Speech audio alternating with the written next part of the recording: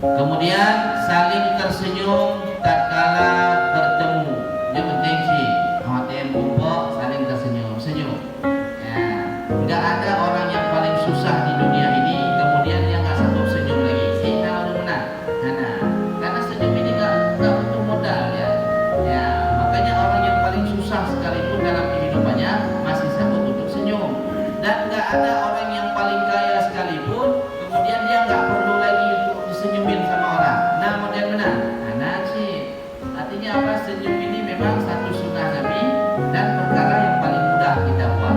Makanya ada satu riwayat mengatakan tabassamka fi wajhi akhika shadaqah. Senyummu di hadapan saudaramu yaitu hukumnya sedekah. Kita kadang-kadang nggak ada duit, ya udah sedekahnya dengan senyum. Tapi kalau ada duit jangan pula ya udah kata Ustaz kan senyum itu sedekah. Kemudian nggak sedekah nyupri nanti. Nah, kan ada model-model orang seperti itu. Nah, model-model yang belajar saja nggak ada, kadang-kadang pemahamannya bisa salah. Ya, disuruh sedekah, senyum aja kan sedekah.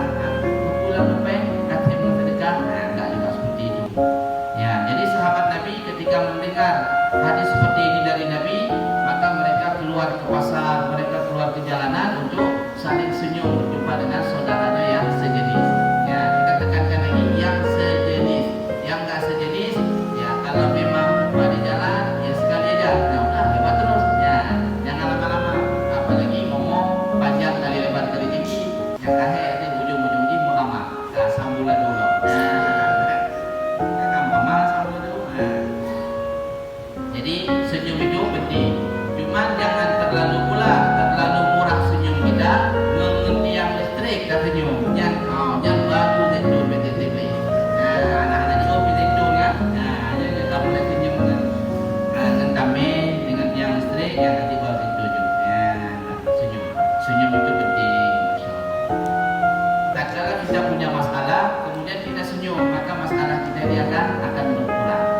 Ya, apalagi kalau orang marah sama kita, kemudian kita datang kepada dia dengan wajah tersenyum, maka orang tersebut pun juga demikian, marahnya itu akan berkurang. Maka kalau kita mau awet muda dalam kehidupan, perbanyaklah senyum. Karena dalam kehidupan Nabi Shallallahu Alaihi Wasallam senantiasa tersenyum. Ya, Nabi senantiasa